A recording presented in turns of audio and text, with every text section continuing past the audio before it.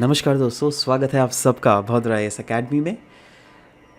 आज का day current affair का सेशन में हम लोग 20 मार्च का तो करंट अफेयर जो इम्पोर्टेंट है वो तो चीज़ें देखेंगे ही, बट साथ ही साथ क्या होता है ना दोस्तों, कुछ कुछ ऐसे करंट अफेयर्स होते हैं जो कि डिफरेंट अदर न्यूज़पेपर से होते हैं, बट वो स्टिल बहुत ही ज़्यादा हमारे लिए इंपॉर्टेंट है। एपीएससी ले लीजिए, यूपीएससी ले लीजिए, कोई भी स्टेट सिविल सर्विस एग्जाम ले लीजिए, राइट।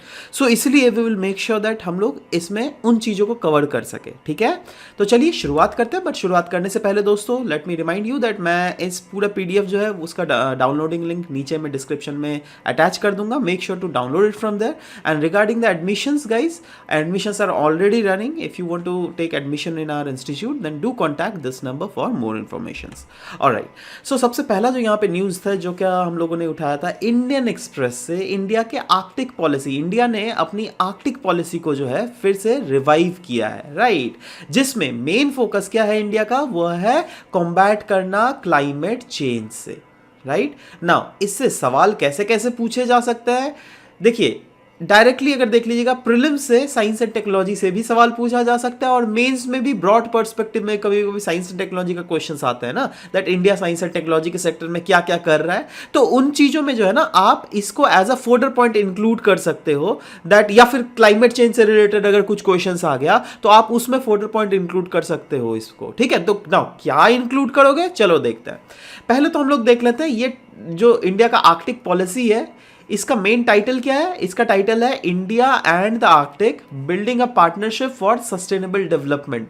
नाउ इस टाइप के फैक्चुअल चीजें बहुत ज्यादा इंपॉर्टेंट है, लिख कर रख लीजिए अपने मेन कॉपी में, कॉपी में, ठीक है, बहुत ज्यादा इंपॉर्टेंट होता है। नाउ सवाल ये होता है ठीक है, आर्कटिक पॉलिसी इंडिया का किसके अलाइंड है, वह है आर्कटिक काउंसिल के अलाइंड, ठीक है।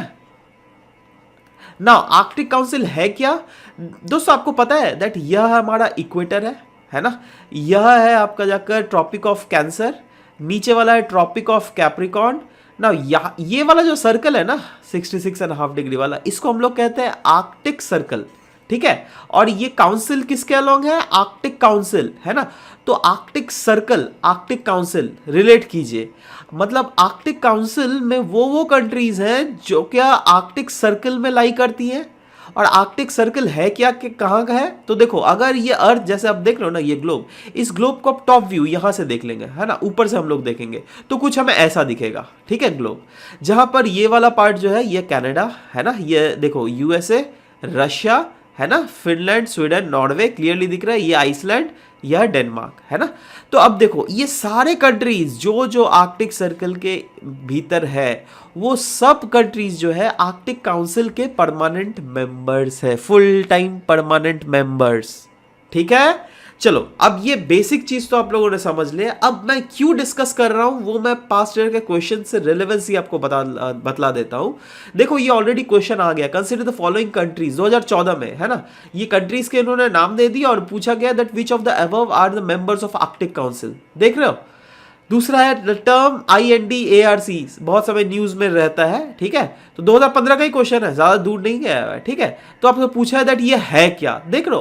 तो इस टाइप के कुछ भी चीजें जो है ये काफी ज्यादा इंपॉर्टेंट है, इसलिए हमें करनी पड़ती है। एनीवेज आर्कटिक काउंसिल की अगर बात करें तो जैसे मैंने बोला दैट ये सारे जो गवर्नमेंट है ये एक साथ आता है, राइट। तो ऑफकोर्स ये इंटर गवर्नमेंटल बॉडी है जो क्या करती है, प्रोमोट करती है रिसर्च और फैसिलिटीज, आपस में एक साथ तो कॉपरेट करती ही है, बट साथ ही साथ ये भी इंश्योर करती है दैट ओवरऑल, क्योंकि ये कंट्रीज का ही तो बन के ही ना आर्कटिक रीजन बना हुआ है जी, राइट। तो इनको प्रोटेक्ट कैसे करे, इनको सस्टेनेबली डेवलप कैसे करे, वो किनका जिम्मेदारी है, ऑफ कोर्स इन सारे कंट्रीज का, है ना। So it consist of Arctic ocean और भी डिफरेंट एडजेसेंट जो सीज हैं, parts of Alaska, of course Canada, Finland, Greenland, Iceland, Norway, Russia, Sweden, ये सब तो खैर आपको दिख रहा है ना। सवाल होता है क्या इंडिया इसका मेंबर है, देखो इंडिया सच फुल टाइम मेंबर तो नहीं है, बट हाँ अमंग डिफरेंट ऑब्जर्वर स्टेट्स जो है ना उसमें इंडिया भी एक है अमंग द 13 ऑब्जर्वर स्टेट्स, ठीक है। ये आपको ध्यान रखना पड़ेगा ना। सवाल जैसे बोलो ना, इंडिया ने अपने आर्कटिक पॉलिसी को रिवाइव किया है, फोकस किया क्लाइमेट चेंज में, बट ओवरऑल इंडिया का आर्कटिक पॉलिसी है क्या भाई, हम लोग क्यों आर्कटिक पॉलिसी लेकर आए, पहली बात तो, राइट।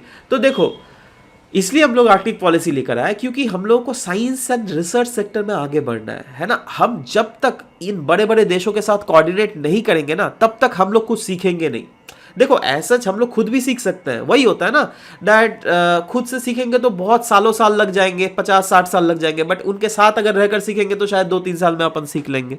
समझ रहे हो? तो इंसान चाहता है ना जल्दी जल्दी चीजें सीख ले, तो एक तो वो है। दूसरा इन्वायरमेंटल प्रोटेक्शन के रिलेटेड आपको तो पता ही है दैट इंडिया दुनिया में काइंड ऑफ जितने भी सारे थर्ड वर्ल्ड कंट्रीज है उसमें लीडर बना हुआ है, right. Economic and human development, of course economic perspective में अब सोचो कुछ अगर ऐसा रिजल्ट आ गया जिससे हमें पता चले वाओ यार, मतलब इस टाइप के रीजन से जो हम लोग इकोनॉमिक पोटेंशियल को बहुत ज़्यादा एक्सट्रैक्ट कर सकते हैं, तो उस एंगल से हम लोग वो भी देख सकते हैं। और ऑफ कोर्स इन जनरल अगर देखोगे, क्योंकि साइंस एंड टेक्नोलॉजी हम लोग आगे बढ़ रहे हैं, तो हमारी ह्यूमन रिसोर्स की भी जो कैपेबिलिटीज है वो भी ऑफ कोर्स बहुत ज़्यादा इनहांस इसमें होती है, राइट। ट्रांसपोर्टेशन एंड कनेक्टिविटी, ना आपको पता है दैट ये वाला जो रीजन है ना, ये वाला रीजन ऑलमोस्ट बर्फ से जमा हुआ रहता है सब समय। अब कहा जा रहा है दैट जैसे ग्लोबल वार्मिंग होगा तो ये बर्फ धीरे धीरे पिघलने लगेगी। अब अगर बर्फ पिघलने लगेगी, आप खुद सोचो, ये रीजन एक ऐसा रीजन बन जाएगा जहां पर आराम से हम लोग कोई भी एक्सपीडिशंस कैरी आउट कर सकते हैं, राइट। अभी जैसे रशिया से अगर यूएसए जाना हो ना, तो आपको इस वाले रूट से नहीं जाते क्योंकि यहाँ पे तो बर्फ जमा हुआ रहता है ना। इसीलिए वो जो है आपका आर्कटिक से, बाल्टिक सी से होकर ले जाती है अपने शिप्स को, यहाँ से ले जाकर, यहाँ से आर्कटिक ओशन से ले जाकर फाइनली इधर आपका यूएसए या फिर कोई दूसरे देशों के साथ ट्रेड करती है, ठीक है। बट अगर सोचो ये पिघल गया तो अगेन यहाँ से ट्रेड काफ़ी ज़्यादा ईजी हो जाएगा रशिया के लिए। समझ रहे हो बात? तो इसीलिए यहाँ पे बोला गया ट्रांसपोर्टेशन और कनेक्टिविटी भी एक बहुत इंपॉर्टेंट एस्पेक्ट है जो कि समय के साथ साथ जो है दुनिया भर में चेंज होता हुआ हमें दिखेगा, है ना। तो इसीलिए इंडिया भी इसके साथ है। गवर्नेंस एंड इंटरनेशनल कॉपरेशन कैसे किया जाता है प्रॉपर वे में, वो भी चलो हम लोग बहुत हद तक सीखते हैं, और कहीं ना कहीं अगेन नेशनल कैपेसिटी बिल्डिंग तो है ही हमारे देश का, राइट।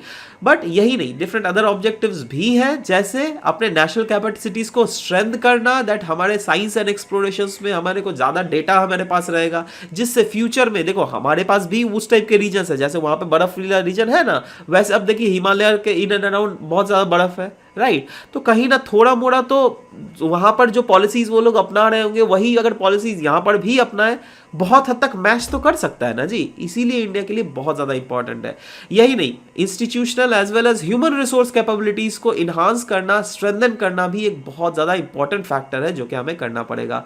एक्सप्लोर करना पड़ेगा linkages between the polar regions and the Himalayan regions. Absolutely वही चीज तो मैंने बोला ना, वो पोलर रीजन्स पे हम लोग ये आर्कटिक काउंसिल है, और हिमालयन रीजन्स ऑफ कोर्स अपना ही है। तो अगेन कुछ ऐसे पॉलिसीज जो कि यहाँ पे अप्लाई होते हैं, of course this has huge probability that वो इन रीजन्स में भी अप्लाई किया जा सकता है। यही नहीं, इससे क्या होगा, इंडिया का पार्टिसिपेशन जो है ना आर्कटिक काउंसिल में, वो भी इंक्रीज किया जा सकता है, और साथ ही साथ ये कॉम्प्लेक्स गवर्नेंस स्ट्रक्चर जो है ना in and around Arctic region, उसको भी हम लोग प्रॉपरली डिकोड कर सकते हैं। ठीक है, समझ में आ गया? चलो अब नेक्स्ट बढ़ते हैं, disaster management plan for of ministry of Panchayati Raj, right. देखो अब क्या है ना, दैट ग्रास रूट लेवल में डिजास्टर मैनेजमेंट प्लान्स को सेटअप की जाएगी। ये अभी तक नहीं होता था, अभी जो है टॉप डाउन अप्रोच था ज्यादातर, बट अभी जो है इसको बॉटम अप अप्रोच में कन्वर्ट किया जा रहा है, क्योंकि देखो हमारे देश में बहुत ज्यादा गांव है, राइट, और अलग अलग टाइप ऑफ डिजास्टर्स हमें देखने को मिलता है। अगर डिजास्टर मैप देख लीजिएगा इंडिया का, देखो कहीं कहीं फ्रिजिड डेजर्ट है इन रीजन्स में, देख लोगे, राइट, कहीं कहीं हॉट डेजर्ट्स है, ठीक है। तो अगेन यहाँ पर देखो ड्रॉट प्रोन रीजन है, ये सब जितने भी सर ड्राई एग्रीकल्चर वाले रीजन्स है, राइट, साइक्लोन प्रोन रीजन्स देख रहे हो, ये सब क्या है यार, फ्लड प्रोन रीजन देखो, ब्रह्मपुत्र रीजन, आप उसके बाद इंडो गैंजेटिक रीजन वाला। तो again different kind of disasters हमें देखने को मिलता है, राइट, और अलग अलग गांव है जो कि ये फेस करते हैं। तो अभी जो माफ कीजिएगा, अभी जो हम लोग डिजास्टर मैनेजमेंट प्लान जो ग्रास रूट लेवल में बना रहे हैं, उसमें ये इंश्योर किया जाएगा that Panchayati Raj, ministry of Panchayati Raj के थ्रू ग्राउंड मतलब बॉटम अप अप्रोच के तहत हम लोग यह आगे बढ़े, जिससे क्या इंश्योर किया जा सकता है दैट आने वाले समय में कभी भी अगर पंचायत लेवल में कुछ भी डिजास्टर हो तो at least they are self sufficient to tackle that. हम लोग वही चाहते हैं, ठीक है। देखो इवेंचुअली तो स्टेट और सेंट्रल गवर्नमेंट तो आएगी ही, वो तो कोई बात बोलने की जरूरत ही नहीं, बट स्टिल अगर हम लोग ग्राउंड लेवल में भी उन्हें एम्पावर कर दे तो ये जो टेंशन होता है ना वो बहुत हद तक घट जाएगा। क्यों? क्योंकि देखो आने वाले समय में डिफरेंट रिपोर्ट्स अगर आप देखिएगा ना, वो क्या बोल रहा है दैट ये जो डिजास्टर आने का फ्रीक्वेंसी बढ़ने वाला है, राइट। मतलब यहां पर भी डिजास्टर होगा तो उसी समय शायद यहां पर भी हो सकता है, उसी समय शायद यहां पर भी हो सकता है। तो सेंट्रल या फिर स्टेट एक बार में कितना जगह जगह देखे भाई, है ना। तो इससे अच्छा यही है दैट आप ग्राउंड लेवल में जो है, ग्रास रूट लेवल में उन्हें एम्पावर ही कर दो, जिससे ओवरऑल गेम चेंजर ये प्रूफ हो सकता है, जिससे कॉम्प्रिहेंसिवली हम कोई भी डिजास्टर्स अगर आए कोई भी रीजन में तो उसको मैनेज करने के लिए हम लोग तैयार हो सके। ठीक है नाउ, ये सोर्स है इसका न्यूज का पीआईबी से लिया गया, प्रेस इंफॉर्मेशन ब्यूरो, क्योंकि देखो वही चीज ना बोला, बहुत कुछ चीजें जो है हमारे छूट जाती है और eventually humanly it is not possible to cover all the things at a very one go. ठीक है, इसलिए हम लोग इंश्योर करते हैं दैट ठीक है हम लोग हर रोज के आधार पर तो क्वेश्चंस मतलब जो भी न्यूज में आ रहे हैं वो सब तो हम लोग कैच करेंगे ही, बट मेक श्योर करेंगे दैट कभी भी अगर एंड ऑफ द वीक हो तो उसमें जो पास्ट में छूट गए हमारे उन चीजों को हमें कवर कर लेना है। ठीक है, तो उसी के रिलेटेड इसको मैंने बतला दिया। ठीक है, तो अगेन इससे क्या फायदा होगा दोस्तों, देखो इससे disaster resilience grass root level में तो बनेगा ही, बट साथ ही साथ डिजास्टर मैनेजमेंट कैसे करे रूरल रीजन्स में उसका एक प्रॉपरली हमें फ्रेमवर्क मिल जाएगा। क्यों? क्योंकि देखो इंडिया अगर देखोगे जियो क्लाइमेटिकली बहुत ज्यादा यूनिक रीजन है। ठीक है, एक ही समय में कोई एक पॉइंट ऑफ मतलब कहीं पर बहुत ज्यादा फ्लड आ गया तो दूसरे जगह में हमें ड्रॉट देखने को मिलता है, राइट। सोशियो इकोनॉमिक कंडीशंस अलग अलग रीजन में अलग अलग है, और आप तो देखते ही हो दैट अलग अलग लेवल का हमें डिजास्टर्स देखने को मिलता है, जैसे cyclone, flood, drought, earthquake, landslide और क्या नहीं है भाई, क्या नहीं है। ठीक है, तो यह अगर थोड़ा मैप है जिसको अगर आप क्लियरली देखोगे, साइक्लोन प्रोन रीजन कौन कौन से है,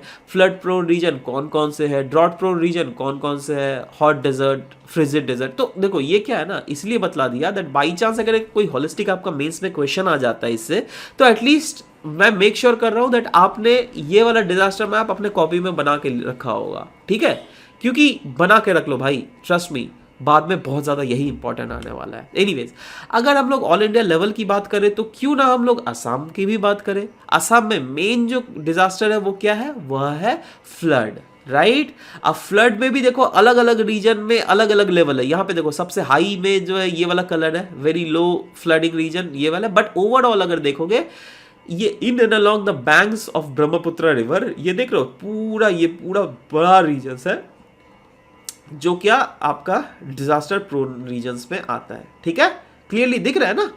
तो अगेन ये तो फ्लड वाला हो गया, बट क्या सिर्फ फ्लड ही एक मेजर डिजास्टर प्रोन है असम में? नहीं, राइट।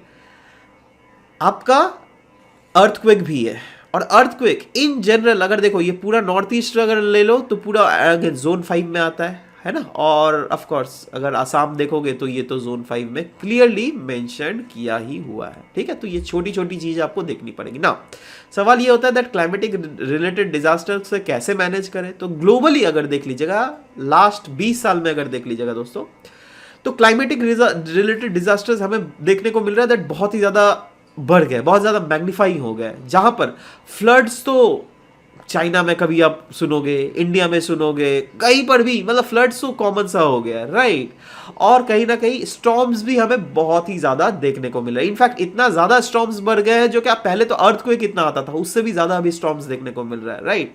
तो इंडिया ने इस सेक्टर में किस किस रिलेटेड मतलब कौन कौन से ऐसे कन्वेंशन है जहां जिसको ऑलरेडी इंडिया ने साइन किया, या फिर कौन कौन से ऐसे इंटरनेशनल फ्रेमवर्क है जिससे इंडिया ने ऑलरेडी अपने आप को इंक्लूड किया हुआ है, तो वो है Sendai framework for disaster risk reduction.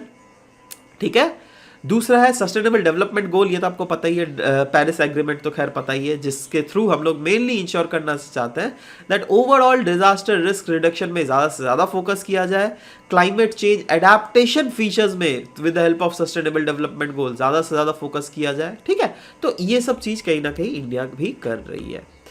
Next जो न्यूज़ है दोस्तों, ये भी पास्ट न्यूज़ है, एक्चुअली द हिंदू का न्यूज़ था, प्रधानमंत्री फसल बीमा योजना के रिलेटेड है ना।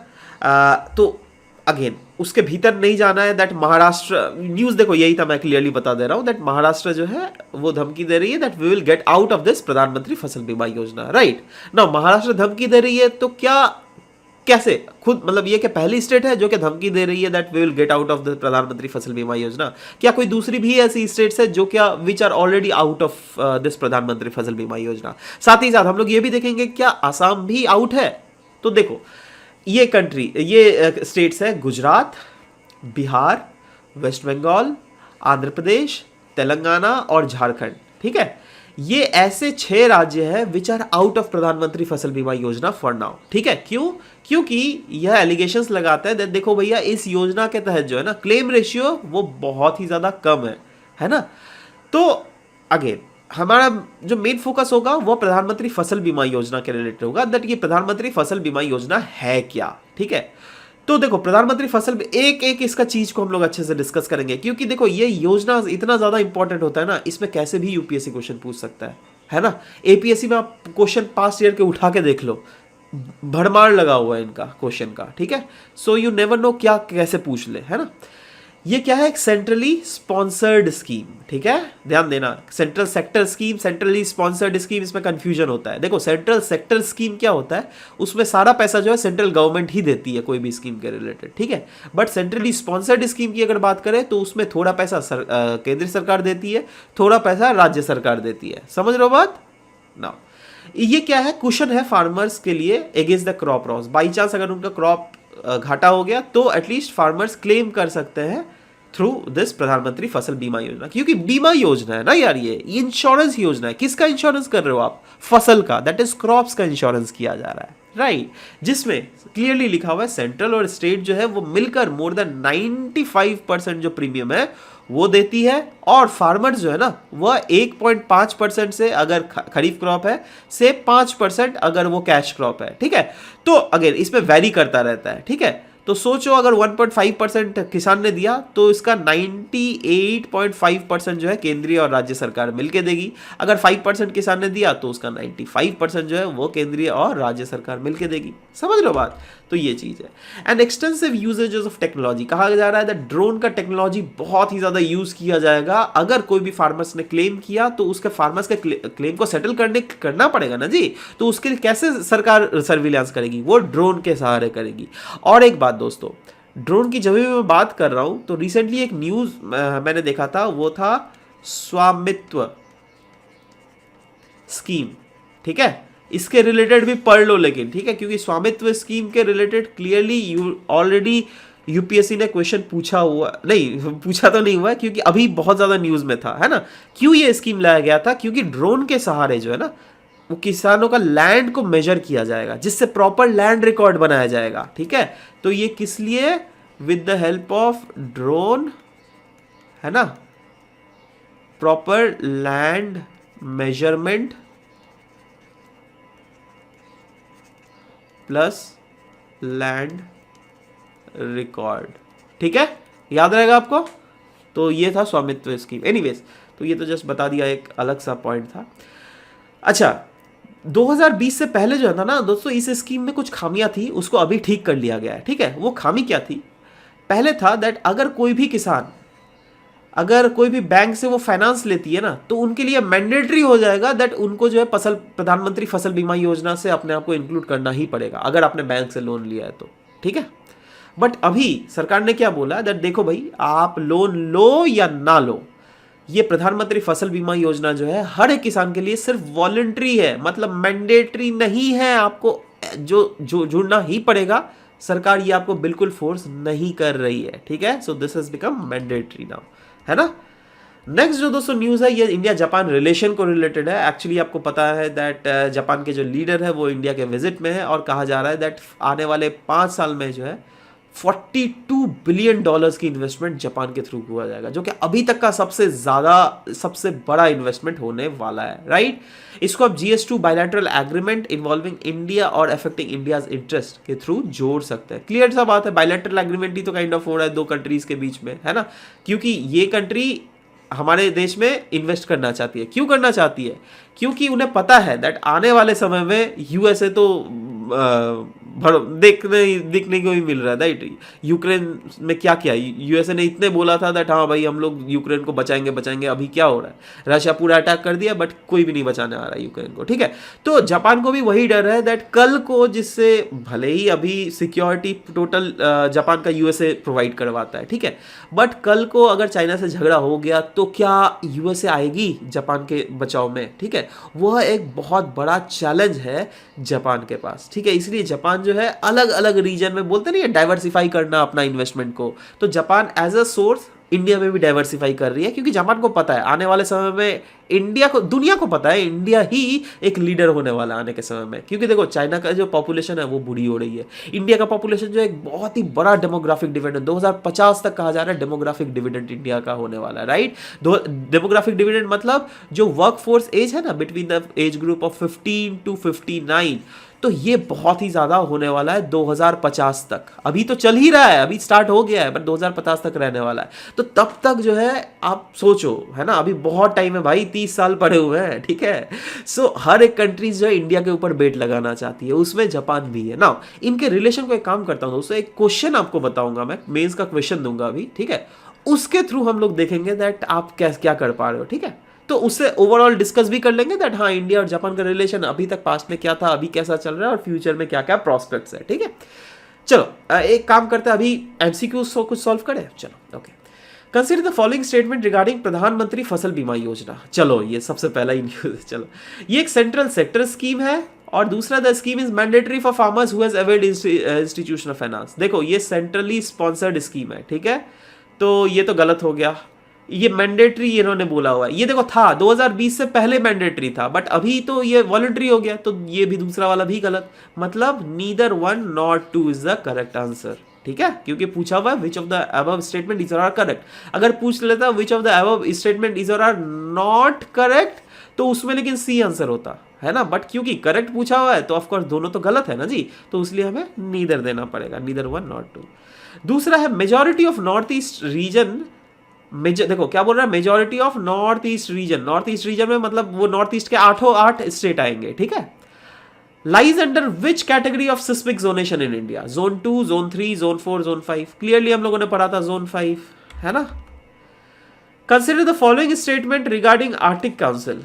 आर्कटिक काउंसिल के रिगार्डिंग पूछा गया है दैट ये क्या है, ये एक नॉन गवर्नमेंटल बॉडी है, it consist of majority of European and African Nations. भैया यहीं पे तो गलत हो गया, अफ्रीकन नेशंस तो कहाँ से, दूर दूर तक नहीं है। India is one of the full time member, नहीं इंडिया फुल टाइम मेंबर भी नहीं है मेरे भाई, ठीक है। So this is also wrong, और ये नॉन गवर्नमेंटल बॉडी नहीं है क्योंकि ऑल द गवर्नमेंट जैसे Canada, USA, Russia, Denmark, right, उसका आइसलैंड, डेनमार्क नहीं मतलब नीदरलैंड एक ही चीज़ हुआ, और स्वीडन, फिनलैंड, उसके बाद नॉर्वे, ये सब कुछ जो है आपका इस बॉडी आर्कटिक काउंसिल में आती है, ठीक है। तो ये नॉन गवर्नमेंट बॉडी तो हुआ ही नहीं यार, है ना, गवर्नमेंटल बॉडी है, इंटर गवर्नमेंटल बॉडी है, ठीक है। तो यह भी गलत है, दूसरा वाला भी गलत, तीसरा वाला भी गलत, तो answer will be none of the above, क्योंकि क्वेश्चन पूछा है which of the above is और आर करेक्ट, ठीक है। ये खत्म हो गया। अब आ जाता है इंडिया जापान वाला जो मैंने बोला था, एक क्वेश्चन मैं आपको दूंगा, तो चलो। A strong India-Japan relationship is important for Asia Pacific region. Asia Pacific जो पूरा रीजन है उसको, उसके शांति के लिए, राइट, पीस, देखो क्लियर लिखा हुआ ना, एशिया पैसिफिक रीजन, तो उसके शांति के लिए इंडिया का जापान के साथ रिलेशन होना बहुत ज़्यादा इंपॉर्टेंट है, राइट। क्यों है, तो देखो सबसे पहले तो हम लोग इंट्रोडक्शन, मेन बॉडी और कंक्लूजन, 3 एस्पेक्ट में लिखते हैं, राइट। इंट्रोडक्शन में इंडिया जापान का ओवरऑल रिलेशन हम लोग पुट फोर्थ करते हैं दैट क्या है, राइट। कहीं ना कहीं मेन बॉडी में जो है हम लोग देंगे दैट किस किस रीजन में इंडिया जापान कोऑपरेट कर रही है, और ऑफ कोर्स कंक्लूजन में हम लोग ऑफ कोर्स इसके पास चैलेंजेस भी लाएंगे, क्योंकि डिस्कस करने बोला है ना, तो मैं अगर आपके साथ कोई भी टॉपिक डिस्कस करूंगा तो उसकी पॉजिटिव नहीं, उसको क्रिटिकली डिस्कस करूंगा, क्योंकि these are the qualities of civil servant, right. If you are into civil services, then you need to discuss it in a critical point of view, right? तो हम लोग डिस्कस करेंगे, ठीक है, दैट अभी भी क्या क्या ऐसा एरिया ऑफ कंटेंशन है between India and Japan, right, और फाइनली क्या हम लोग का वे फॉरवर्ड है। तो ऑफ कोर्स स्टार्टिंग में जैसे बोला गया है दैट इन देखो a strong Indo Japan relationship, मतलब क्लियरली यूपीए मतलब आपको पूछ रहा है पब्लिक सर्विस कमीशन दैट बताओ भैया इंडिया जापान का रिलेशनशिप है क्या। तो देखो नो डाउट अगर देखिएगा हम लोग का रिलेशनशिप में मोमेंटम काफी ज्यादा प्रोग्रेसिव है since the articulation of confluence of seas region, ये आपको पता होना चाहिए ना। Indo Pacific is a region of connectivity undoubtedly, बहुत ही ज्यादा आप दुनिया भर की वर्ल्ड ट्रेड जो है इस रीजन से पास होती है, राइट। बट साथ ही साथ इस रीजन में बहुत ज्यादा कंटेस्टेशंस और कॉन्फ्लिक्ट्स भी हमें देखने को मिलता है। द मेजर कॉन्फ्लिक्ट जो है वो रेज किया जा रहा है बाई चाइना। मेजर क्या, एक ही कॉन्फ्लिक्ट है ना, वो चाइना के द्वारा ही पूरा ये इंडो पैसिफिक वो डिस्टेबलाइज करना चाहती है, ठीक है। और चाइना अभी जो सबसे ज्यादा डिस्टेबलाइज कर रही है वो है साउथ चाइना सी वाला रीजन, है ना। देखो क्लियरली लिखा हुआ है China's exponential policy of South China Sea provides a major impetus for the deeper cooperation between India and China, क्योंकि इंडिया और जापान अगर नहीं अभी कोऑपरेट करे तो चाइना बहुत ही ज़्यादा इस रीजन में जो है अपना मनमानी करेगा, ठीक है। So what are the major area of Indo Japan cooperation? Of course सबसे पहला जो है वो तो मैरीटाइम सिक्योरिटी है, राइट। अब मैरीटाइम सिक्योरिटी में अगर देख लोगे दोस्तों, नो डाउट, माफ़ कीजिएगा, कहीं ना कहीं डीप कॉपरेशन जो है हमें देखने को मिल रहा है नेवी के बीच में। इंफॉर्मेशंस एक्सचेंज बहुत ज़्यादा किया जा रहा है। ऑफ कोर्स आपको पता होना चाहिए, मलाबार एक्सरसाइज आप एक एग्जांपल लिख सकते हो और इस चीज़ को आप एक्स्ट्रापोलेट करके लिख सकते हो, है ना, आप अपने लैंग्वेज में लिख सकते हो। मैंने यहाँ पे कीवर्ड आपको दे दिया, but make sure try to use your own language as well, right. Setting up of information fusion centre in Indo ocean region, of course ये भी एक मैरीटाइम सिक्योरिटी का एक बहुत ही दोनों का कॉपरेशन है। टेररिज्म अगर देख लोगे, दोनों कंट्रीज जो कमिटेड है जिससे इंश्योर किया जाए दैट उनके टेरिटरीज को कोई भी टेररिस्ट अटैक के लिए यूज ना किया जाए। नेक्स्ट जो है दोस्तों वो है economic engagement.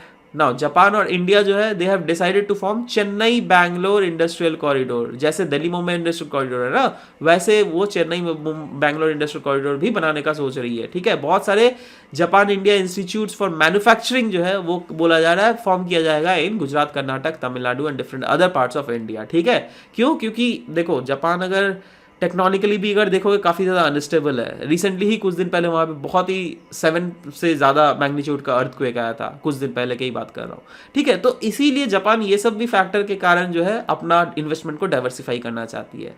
India was the first non signatory of nuclear non proliferation treaty. देखो अब क्या है ना, दैट अगर जापान कोई भी देश के साथ न्यूक्लियर रिलेटेड कोई भी डील करती है तो जापान मेक श्योर करती है दैट उस कंट्री ने एनपीटी साइन किया हुआ हो। बट इंडिया ही एकमात्र ऐसा कंट्री है जिन्होंने न्यूक्लियर नॉन प्रोलिफरेशन ट्रीटी नहीं साइन किया है, बट स्टिल जापान ने हमारे साथ peaceful use of nuclear energy के लिए एक एग्रीमेंट साइन कर रही है, ठीक है। तो समझ पा रहे हो इंडिया का इंपॉर्टेंस कितना ज्यादा है। मोर ओवर जापान के जो लीडर का जो अपॉइंटमेंट हुआ है ना, उसके बाद सबसे पहला जो उनका फॉरेन विजिट है वो इंडिया में हो रहा है। तो आप समझ जाओ दैट क्या इंपॉर्टेंस है इंडिया का जापान के लिए, ठीक है। इसीलिए currency swap agreement between the two countries, ये सब तो खैर these are the part of economic engagement which you can right. You can talk about that हम लोग दोनों ने सेपा साइन किया हुआ है, कॉम्प्रिहेंसिव इकोनॉमिक पार्टनरशिप एग्रीमेंट, है ना। हम लोगों ने सेपा किस किस के साथ साइन किया हुआ बताओ तो? एक है जापान, एक है साउथ कोरिया, याद रखो भैया ये सब, ठीक है ना। दोनों देशों के रिलेशंस के बीच में मेन चैलेंज क्या है? देखो मेन चैलेंज जो है ना, हमारा ट्रेड पोटेंशियल है बहुत कम है। इनफैक्ट अभी जो हमारा ट्रेड जो होता है जापान के साथ वो 18वां नंबर पर जापान पोजीशन लाई करता है, ठीक है। मेन कौन है? Of course China, USA, UAE, ये सब टॉप में लाई करती है, राइट। बट अभी जापान को भी हम लोग ऊपर में ला सकते हैं। ऑफ कोर्स कहीं ना कहीं जापानीज मार्केट में पेनिट्रेशन बहुत ही ज़्यादा कम स्कोप है हमारा। क्यों? एक तो सबसे बड़ा है लैंग्वेज बैरियर, दूसरा जो सबसे बड़ा है ना उनका जो क्वालिटी है। देखो डेवलप्ड कंट्रीज है ना जी, हर एक प्रोडक्ट का क्वालिटी एकदम धांसू क्वालिटी होता है, बहुत अच्छा क्वालिटी होता है, ठीक है। तो high quality and service standards होते हैं, तो उसको भी टैकल करना एक बहुत बड़ा चैलेंज है इंडिया के लिए at this point very time, right. तो कंक्लूजन क्या हम लोग लिख सकते हैं? No doubt today India Japan cooperation जो है वो पहले से तो बहुत ज़्यादा रेलिवेंट है ना, in amid the uncertain Indo-Pacific region, and both the countries must be working together for rule-based and inclusive world order. This is what been said as a conclusion. देखो कितना छोटा conclusion है, कितना apt conclusion है ना। तो इस type की चीज़ें आप भी इंक्लूड किया करो, मेक श्योर बेटर होगा चीज़ें, है ना। सो एनीवेज गाइज, इसका पीडीएफ जो है मैं नीचे डिस्क्रिप्शन में लगा दूंगा, मेक श्योर दैट आप वहाँ से डाउनलोड कर सकते हैं, right. So this was all about the discussion that we had for this very session. We'll meet in next class. Bye bye. Take care and thank you for listening to the whole video. Thank you very much, guys.